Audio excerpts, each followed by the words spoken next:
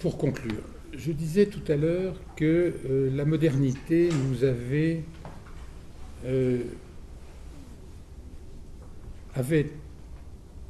amplifié,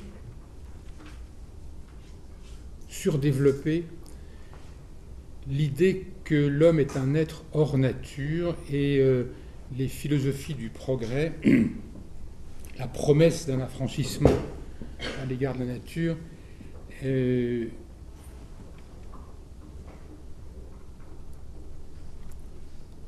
avait été une des constantes des philosophies modernes. Monopole de la pensée, monopole de la subjectivité, appartenance de l'espèce humaine à un ordre de choses qui n'est pas celui de la nature. Ordre de la culture, ordre de la pensée, ordre de la vie sociale, etc. Dire que nous sommes devenus puissants grâce à nos techniques, cela pourrait être pris dans le sillage de cette philosophie de la modernité comme une manière de dire nous sommes devenus tout-puissants.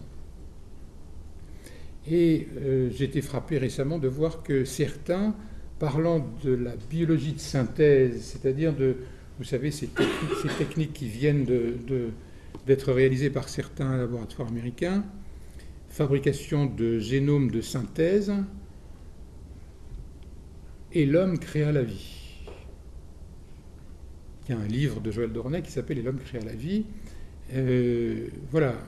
Peut-être, vous voyez bien l'arrière-plan que ça suppose, nous sommes en train de passer à la place de Dieu, quoi. Bon. Donc cet accroissement de la puissance peut être pris dans le sillage de la modernité comme une surpuissance ou comme une toute-puissance.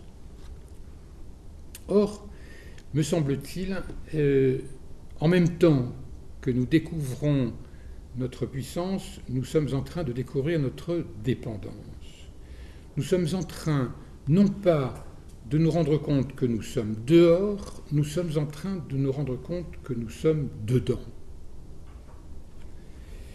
C'est une métaphore dont j'espère qu'elle vous parle.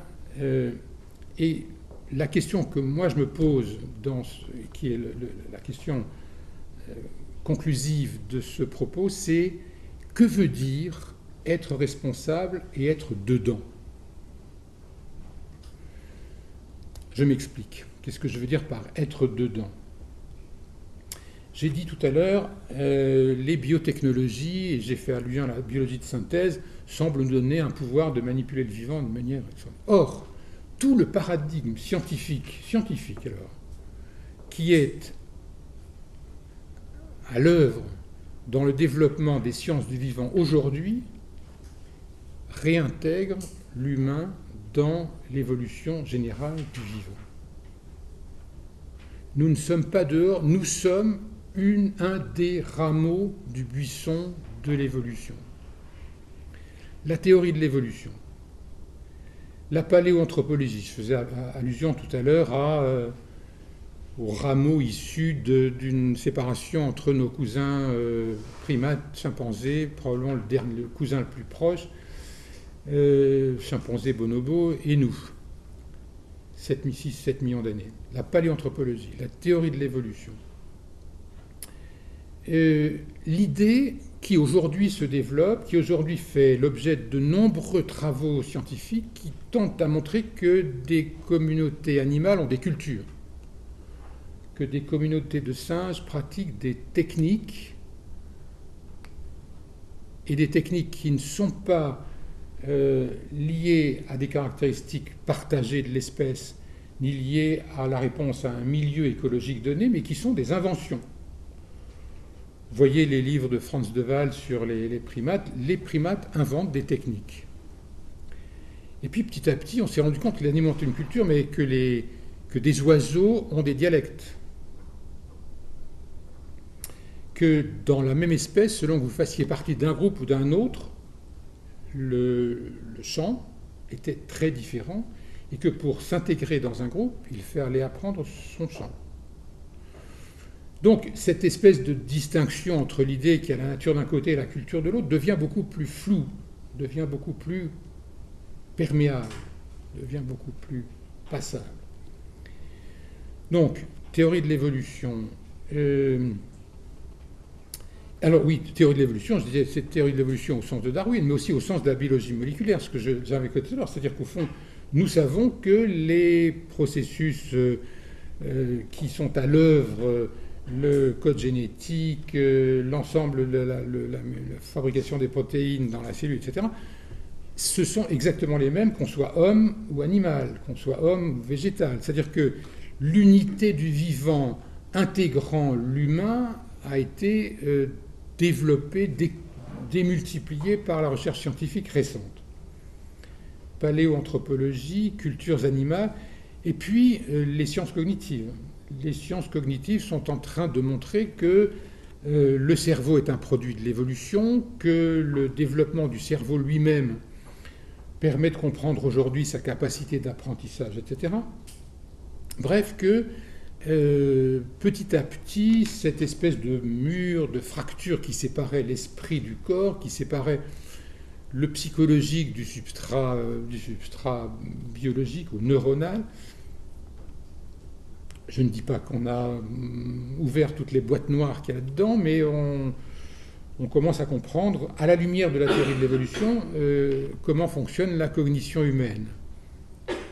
Donc, vous voyez, nous sommes dedans d'abord en ce sens-là, en ce sens où nous ne pouvons pas nous considérer comme surplombant la nature, le vivant, le reste, les animaux, l'animal, l'animalité en général, surplombant l'animalité du haut de notre raison.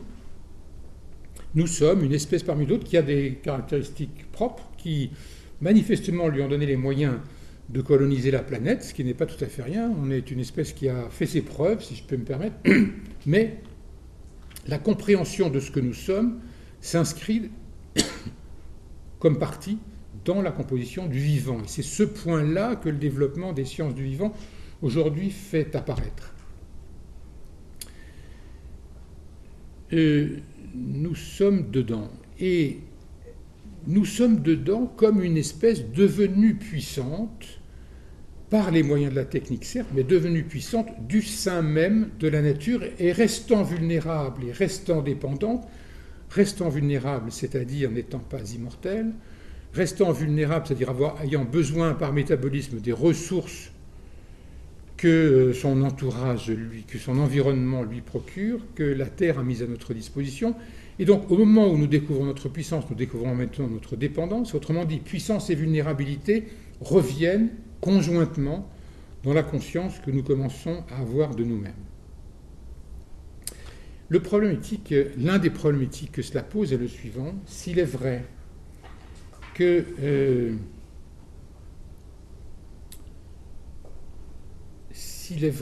nous...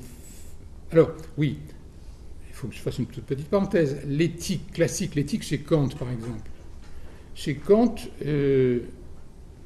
cette spécificité humaine, cette prééminence, cette hégémonie humaine qui tient à ce que l'homme dispose de la raison, fonde les valeurs. C'est-à-dire que c'est en tant qu'être de raison que nous devons respecter les autres.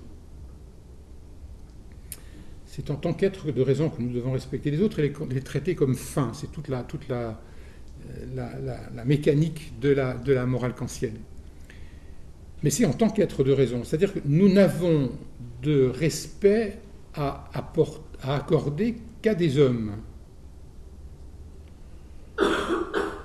Nous n'avons de respect qu'à accorder à des hommes. Seuls les hommes, pour utiliser le jargon kantien, doivent être traités comme des fins. Le reste peut être traité comme un moyen.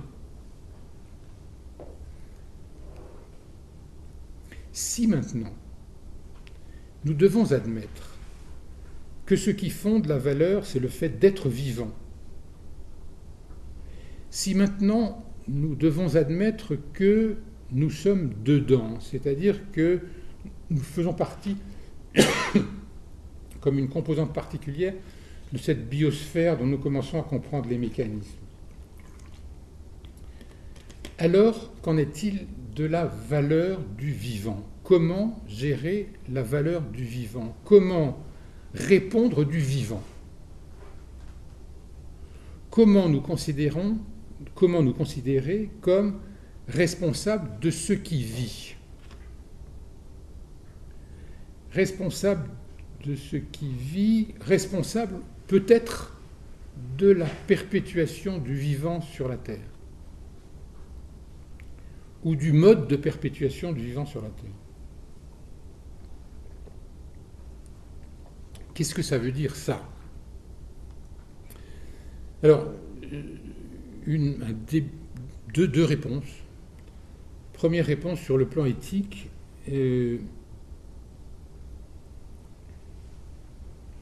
J'évoquais tout à l'heure les élevages en batterie et je vous disais que l'industrialisation de l'élevage a chosifié le vivant. Si on chosifie le vivant et si on admet que nous sommes des vivants parmi les autres, rien ne nous dit, et le XXe siècle l'a prouvé, l'eugénisme du XXe siècle l'a prouvé, la chosification de l'humain est à portée de la main, si je puis dire.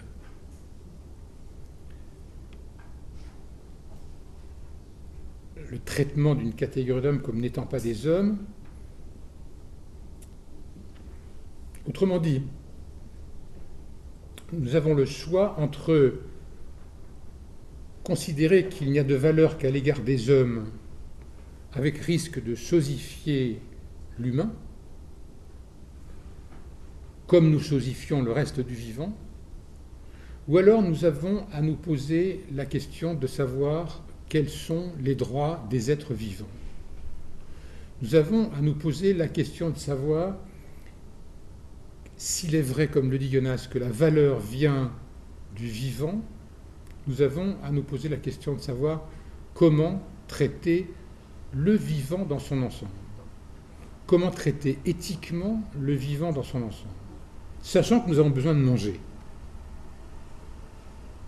N'empêche, comment, je veux dire par là, la solution n'est sûrement pas de dire qu'il ne faut pas toucher au vivant dans toutes circonstances. Nous dépéririons. Mais il reste que la question du traitement des animaux, de la manière dont nous traitons les animaux d'élevage, que la manière dont nous entretenons la vie à la surface de la planète devient une vraie question éthique de notre responsabilité à l'égard du vivant dans son ensemble. Et puis, deuxième élément de réponse, je l'ai déjà esquissé tout à l'heure, je disais, notre puissance s'est accrue, notre puissance d'agir s'est accrue.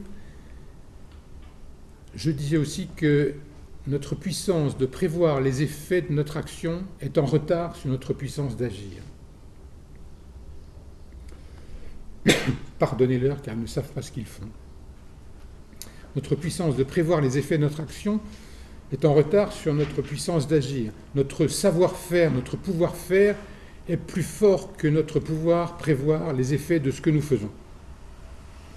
Je pense qu'ici, la responsabilité à l'égard des générations futures, la responsabilité à l'égard de la vie future, passe par ce que j'indiquais tout à l'heure, la capacité de l'ingénieur et du scientifique à construire des modes d'anticipation des risques, des modes d'anticipation des scénarios qui sont qui résument ou qui concentrent ou qui condensent les conséquences de notre action.